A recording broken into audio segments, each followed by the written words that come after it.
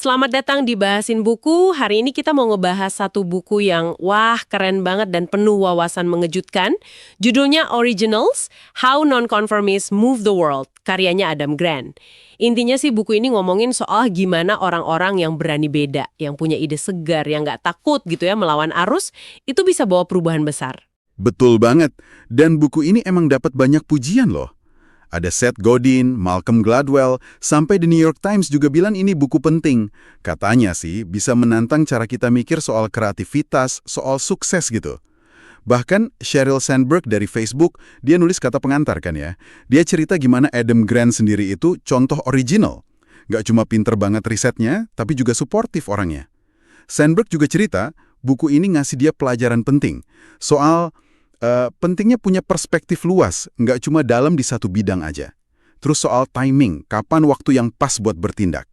Sama satu lagi yang unik, manfaatnya menunda-nunda pekerjaan. Nah, itu dia. Menarik kan? Jadi, misi kita di bahasan kali ini, kita mau gali nih intisari paling seru dari Originals.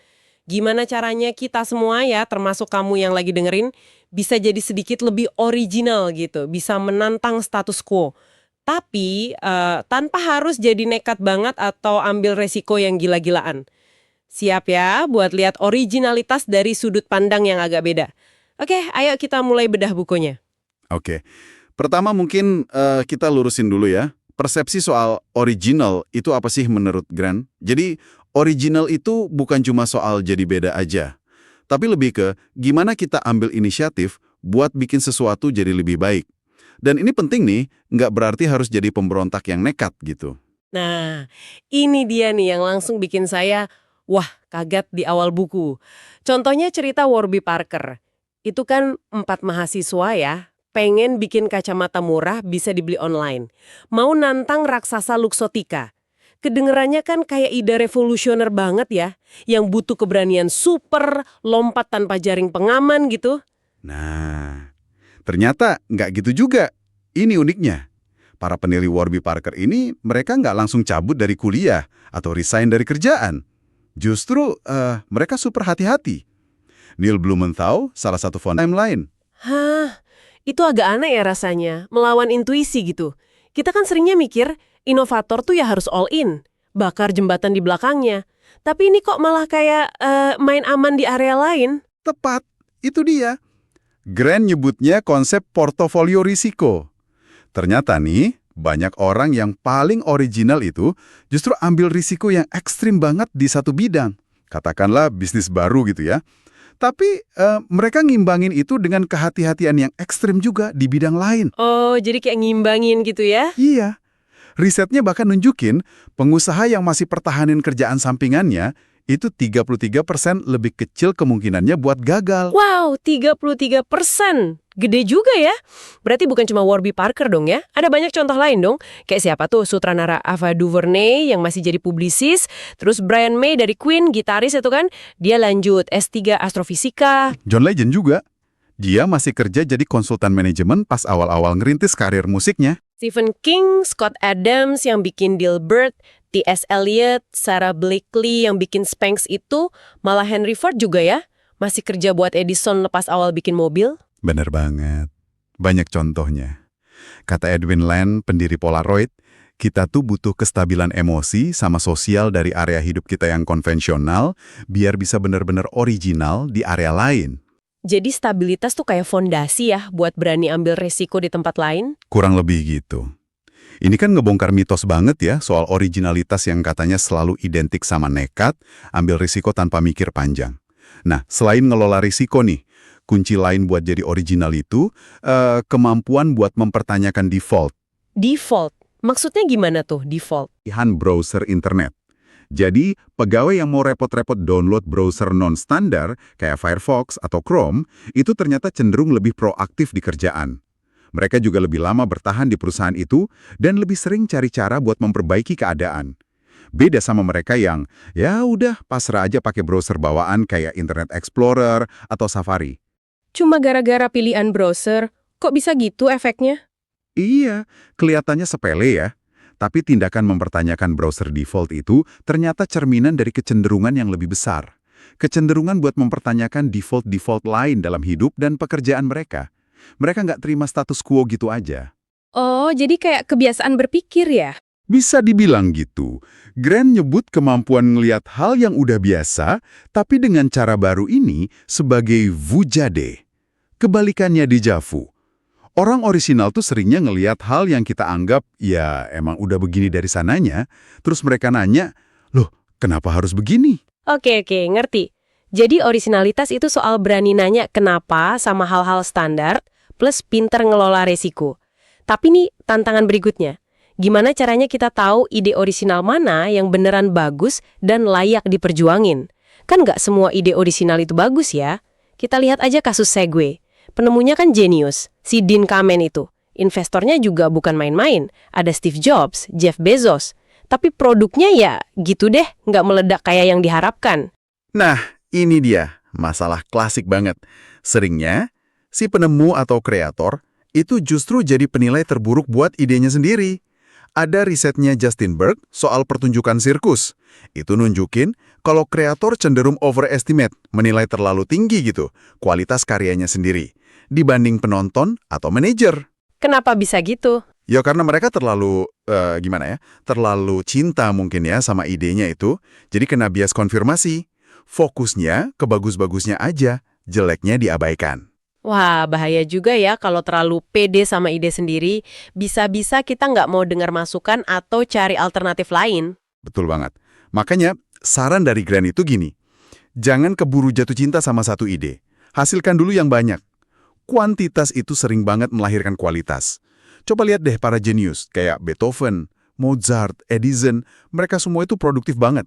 Mereka bikin banyak banget karya yang mungkin biasa aja, di samping mahakarya mereka yang kita kenal.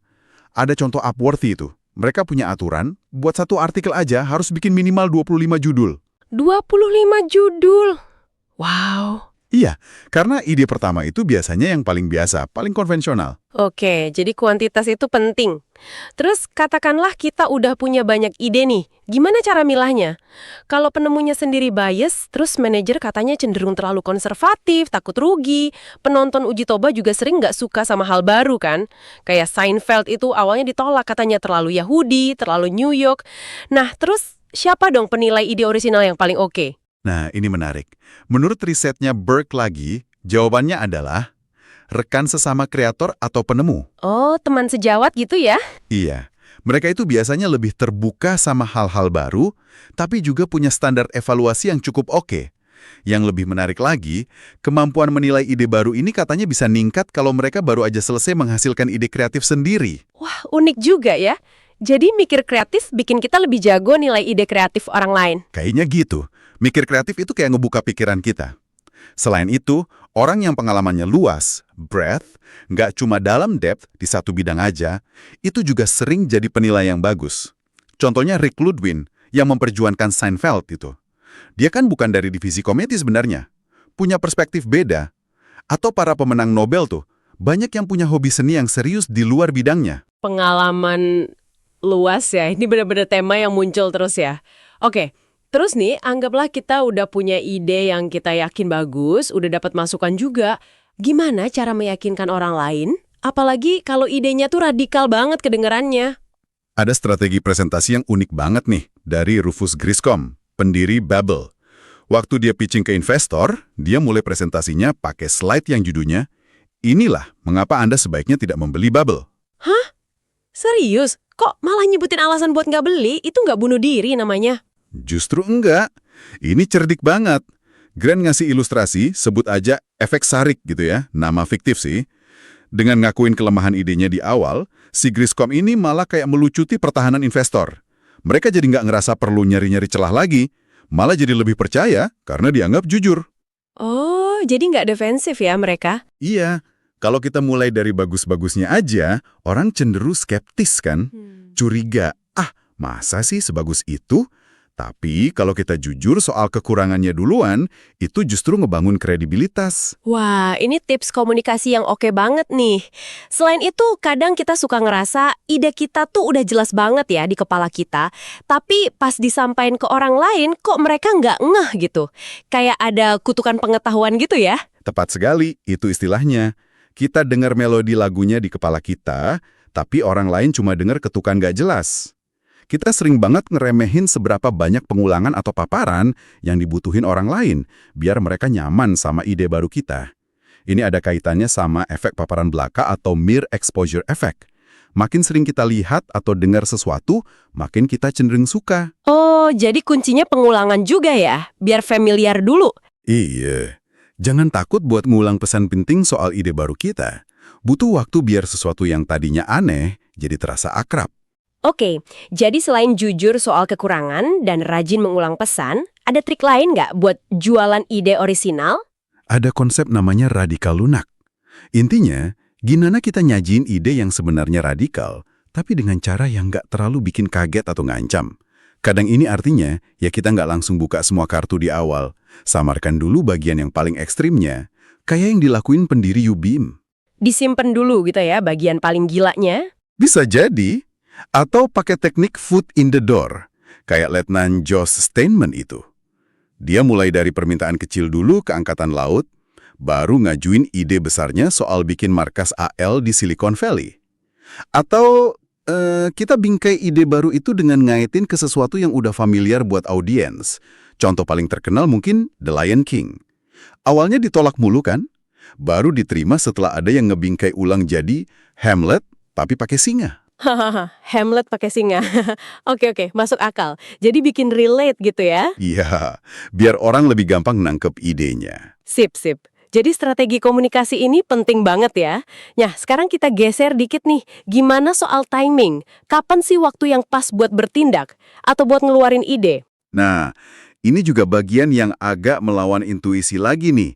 Kita kan sering dengar ya, jangan tunda-tunda pekerjaan. Tapi Grant bilang, justru menunda secara strategis, strategic procrastination istilahnya, itu malah bisa ningkatin kreativitas. Nunda kerjaan malah bagus. Bukannya malah jadi nggak kelar-kelar. Gimana tuh ceritanya? Jadi gini, riset dari Jihai Shin itu nunjukin kalau kita nunda sebuah tugas yang butuh kreativitas ya, itu ngasih waktu buat pikiran bawah sadar kita buat ngeramin ide. Bisa jadi kita nemuin solusi yang lebih unik, lebih original, karena kita nggak langsung ngerjain dengan cara yang paling standar. Ada proses inkubasi gitu. Oh, jadi ada jeda buat mikir liar gitu ya? Betul. Leonardo da Vinci itu terkenal banget suka nunda-nunda kerjaannya. Lukisan Mona Lisa aja katanya butuh bertahun-tahun. Terus, contoh lain, Martin Luther King Jr. Pidato legendarisnya I Have a Dream itu ditulis sampai larut malam banget sebelum hari H. Dan bagian paling terkenalnya, yang soal mimpi itu, ternyata improvisasi di atas panggung. Nggak ada di naskah awalnya. Serius? Improvisasi? Iya, karena dia udah sering ngomongin tema itu, jadi pas momennya dapet, keluar aja gitu. Menunda itu ngejaga pintu tetap terbuka buat ide-ide baru atau improvisasi di saat-saat terakhir. Wah, menarik banget ini. Jadi deadline mepet itu nggak selamanya jelek ya? Bisa jadi pemicu juga ya? Oke, selain soal menunda nih, gimana sama mitos jadi yang pertama? First mover advantage itu. Katanya kan siapa cepat dia dapat. Nah, itu dia. Ternyata mitos itu seringkali salah kaprah. Pelopor atau first mover itu justru lebih sering gagal ternyata. Kenapa? Ya karena mereka susah dapat pengakuan awal, pasar mungkin belum siap nerima ide mereka, terus mereka bisa kejebak sama cara lama mereka sendiri. Oh, jadi yang pertama tuh berat juga ya bebannya? Iya, justru para pengikut atau penetap, settlers istilahnya, yang datang belakangan, itu punya keuntungan. Mereka bisa belajar dari kesalahan si pelopor, bisa adaptasi sama pasar yang udah mulai mateng, dan akhirnya bisa nawalin produk atau solusi yang lebih baik. Contohnya apa tuh? Banyak banget. Facebook ngalahin MySpace dan Friendster. Google ngalahin mesin pencari yang udah ada duluan. Warby Parker juga nunggu pasar kacamata online lebih siap kan, baru mereka masuk. Jadi kuncinya itu bukan jadi yang pertama, tapi gimana caranya jadi berbeda dan lebih baik. Oke. Beda dan lebih baik ya, bukan cuma pertama. Sip. Sebentar nih, sebelum kita lanjut ngebahas strategi-strategi orisinalitas yang lain, ini pas banget momennya buat ngingetin kamu semua. Jangan lupa ya buat like bahasan ini kalau kamu ngerasa dapat pencerahan baru. Terus komen juga di bawah, buku apa lagi sih yang seru buat kita bahasin bareng di sini. Share juga ke teman-teman kamu yang mungkin butuh inspirasi buat jadi lebih berani beda. Dan tentu aja, yang paling penting, subscribe channel Bahasin Buku ini, biar kamu nggak ketinggalan pembahasan seru berikutnya. Oke, lanjut lanjut ya. Oke, siap. Nah, kita tadi udah ngomongin soal risiko, ide, cara meyakinkan orang, timing. Sekarang gimana caranya ngebangun dukungan, bikin koalisi? Ini seringkali jadi bagian yang paling tricky ya. Iya juga ya. Di buku ini, Grant ngasih contoh gerakan hak pilih perempuan di Amerika Serikat kan ya. Itu kan pecah jadi dua kubu gitu. Ada yang moderat sama yang radikal. Padahal tujuannya sama, pengen perempuan bisa milih. Tapi kok malah saling serang ya? Kenapa bisa gitu? Nah, ini fenomena yang umum banget terjadi. Ada istilahnya permusuhan horizontal, atau kalau kata Freud, narsisme perbedaan kecil. Anehnya, kelompok-kelompok yang tujuannya mirip itu seringkali justru paling keras berantemnya soal cara atau metode. Oh, jadi bukan soal tujuannya, tapi soal jalannya ya? Betul. Kaum radikal nganggep yang moderat itu pengkhianat, kompromi terus. Sebaliknya, yang moderat nganggep yang radikal itu gegabah, bikin rusak citra gerakan. Perbedaan strategi, kayak mau fokus di level federal atau negara bagian, mau ngajak laki-laki atau enggak, itu bisa jadi sumber konflik yang panas banget dan malah menghambat kemajuan bareng. Terus, gimana dong cara nyatuinnya kalau udah kayak gitu? Nah, kata Grant, tujuan bersama aja tuh kadang nggak cukup kuat buat nyatuin. Yang lebih efektif itu adalah tindakan bersama. Ada eksperimen menarik. Orang yang disuruh ngelakuin aktivitas bareng secara sinkron, kayak nyanyi bareng gitu, mereka jadi ngerasa lebih nyambung dan lebih mau kerja sama setelahnya. Oh, jadi aksi nyata bareng itu bisa ngebangun rasa percaya ya, walau strateginya beda. Kurang lebih gitu. Aksi bareng ngebangun trust. Terus ada lagi nih soal hubungan. Pernah dengar istilah frenemy? Temen tapi musuh. Oh ya, sering dengar tuh. Nah, ternyata hubungan yang ambivalen kayak gitu, yang nggak jelas statusnya, itu malah lebih bikin stres dan nggak sehat dibanding hubungan yang jelas-jelas negatif sama musuh sekalian. Kok bisa? Bukannya lebih baik daripada musuhan? Karena nggak bisa diprediksi, itu yang bikin stres. Kita nggak tahu kapan dia bakal baik, kapan nusuk dari belakang. Wah, bener juga ya. Jadi mendingan ubah musuh jadi teman sekutu aja ya? Idealnya sih gitu. Dan ternyata, mantan musuh yang akhirnya jadi pendukung kita, itu bisa jadi pendukung yang paling kuat loh. Kenapa? Karena mereka paham banget argumen lawan. Terus, dukungan dari mereka itu kelihatan lebih objektif. Nggak bias. Si Lucy Stone itu salah satu pemimpin gerakan hak pilih, dia punya taktik unik. Dia suka ngerekrut orang-orang yang awalnya justru ngegangguin dia pas lagi pidato. Keren juga strateginya. Direkrut aja sekalian ya. Oke, sekarang kita masuk ke dinamika kelompok nih.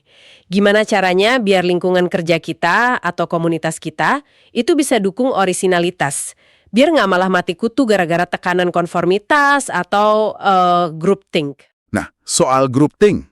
Teori klasiknya kan bilang kalau kelompok yang terlalu kompak, terlalu kohesif, itu jadi takut buat beda pendapat. Akhirnya bikin keputusan yang jelek. Tapi riset yang lebih baru nunjukin sebenarnya kohesi atau kekompakan itu sendiri nggak masalah, malah bisa bagus. Karena kalau kelompoknya kompak, anggotanya justru ngerasa lebih aman buat ngomong kalau nggak setuju. Loh, jadi masalahnya bukan di kekompakannya. Terus di mana? Masalahnya muncul kalau budaya kuat itu jadi terlalu homogen, terlalu seragam cara berpikirnya. Kayak kasus Polaroid tuh. Mereka kan gagal adaptasi pas era digital datang. Kenapa? Salah satunya karena budaya internal mereka terlalu kuat, tapi juga terlalu tertutup sama ide atau orang dari luar. Mereka cenderung ngerekrut orang yang mirip sama mereka terus. Akhirnya nggak ada keragaman pemikiran. Oh, jadi kuncinya bukan ngurangin kekompakan ya, tapi justru nambahin keragaman pemikiran ya. Dan keberanian buat beda pendapat, disen itu. Tepat banget. Harus ada ruang buat perbedaan pendapat yang sehat. Contoh ekstrimnya itu Bridgewater Associates, hedge fund-nya Ray Dalio. Mereka punya budaya transparansi radikal. Kritik terbuka itu didorong banget. Bahkan kritik ke CEO-nya langsung. Tujuannya bukan buat nyari siapa yang salah, tapi buat nemuin kebenaran terbaik lewat adu argumen. Wah, serem juga ya kalau dikritik terus. Tapi itu efektif buat mereka. Dan yang penting lagi, perbedaan pendapatnya itu harus otentik. Bukan sekedar main peran jadi advokat setan yang pura-pura nggak setuju. Itu nggak ngefek katanya. Ini juga jadi tantangan buat slogan yang sering kita dengar. Jangan bawa masalah, bawa solusi. Kedengarannya sih bagus ya, proaktif gitu.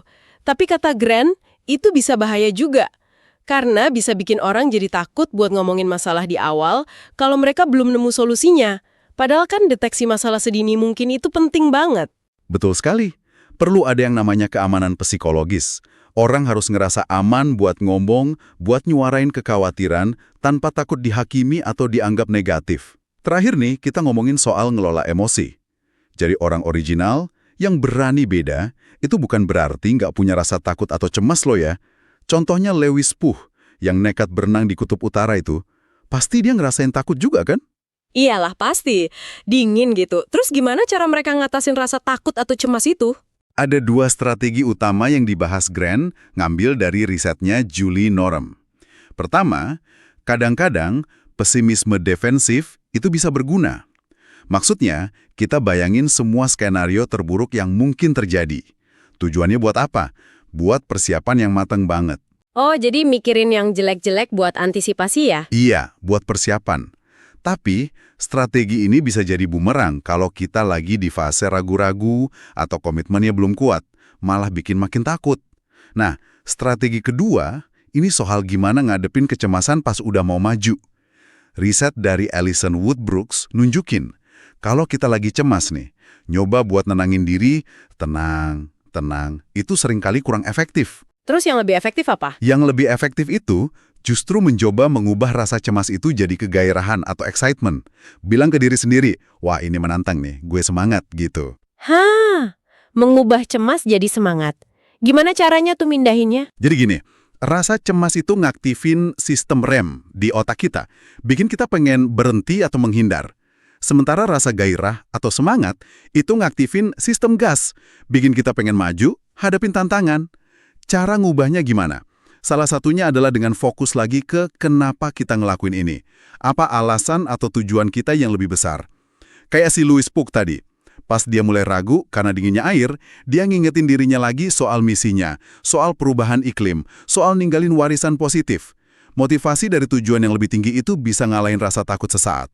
Oh, jadi inget why-nya ya. Kenapa kita mulai ini dari awal? Betul. Kadang kita juga bisa mengalihdayakan inspirasi. Maksudnya, dengar cerita dari orang yang udah ngerasain dampak positif dari ide atau kerja kita, itu bisa lebih memotivasi daripada dengar pidato dari pimpinan atau motivator. Dan tadi disebut juga soal kekuatan satu sekutu ya. Itu penting banget kan buat ngelawan tekanan konformitas. Kayak di eksperimen garis Arch itu. Atau gerakan Otpor di Serbia yang pakai humor itu. Penting banget. Punya satu orang aja di pihak kita yang sepaham sama kita, itu bisa bikin perbedaan yang drastis banget dalam keberanian kita buat ngomong beda atau ngambil tindakan yang dianggap berisiko. Satu teman aja cukup buat ngurangin rasa sendirian dan mendorong kita buat tetap jadi diri sendiri. Humor dan aksi-aksi kecil tapi kelihatan juga bisa banget ngebangun momentum dan bikin perlawanan itu nggak terasa terlalu menakutkan. Wah, luar biasa banget ya pembahasannya, lengkap banget. Jadi kalau boleh dirangkum nih, dari buku Originals ini intinya jadi original itu ternyata bukan soal bakat langka yang cuma dipunya sedikit orang ya, tapi lebih ke soal pilihan. Pilihan soal pola pikir dan strategi yang kita ambil. Mulai dari berani mempertanyakan default, terus menghasilkan banyak ide dulu sebelum milih mana yang terbaik, ngelola resiko dengan cerdas, kadang malah sambil punya jaring pengaman. Iya, terus juga soal timing yang strategis, kapan nunda, kapan maju, cara nyampein ide biar diterima, ngebangun koalisi lewat aksi bareng bukan cuma kesamaan tujuan, menciptakan lingkungan yang ngehargain perbedaan pendapat yang otentik, dan terakhir, gimana ngelola emosi kita sendiri, kayak rasa takut dan cemas, biar jadi energi positif buat maju. Tapi bedanya, mereka milih buat tetap bertindak, maju terus walaupun ada rasa ragu itu. Tepat sekali. Karena seringkali penyesalan terbesar dalam hidup itu bukan datang dari kegagalan kita nyoba sesuatu, tapi justru dari kesempatan bagus yang nggak pernah kita ambil karena takut gagal. Setuju banget. Nah, sebagai penutup nih, mungkin ada satu pemikiran yang bisa kita bawa pulang dari semua pembahasan ini buat direnungkan sama-sama. Coba deh pikirin, di area mana dalam hidup kamu sekarang ini, kamu mungkin lagi nerima sebuah default. Sebuah cara pikir atau cara bertindak yang rasanya ya udah dari sananya begitu. Padahal, sebenarnya kalau dipikirin lagi, itu bisa kamu pertanyakan dan mungkin bisa kamu ubah jadi lebih baik.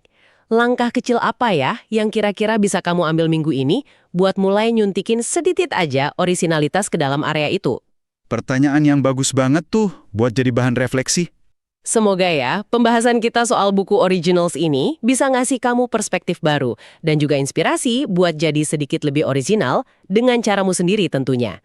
Terima kasih banyak udah nyimak bahasin buku kali ini. Sampai jumpa di bahasan buku seru berikutnya ya.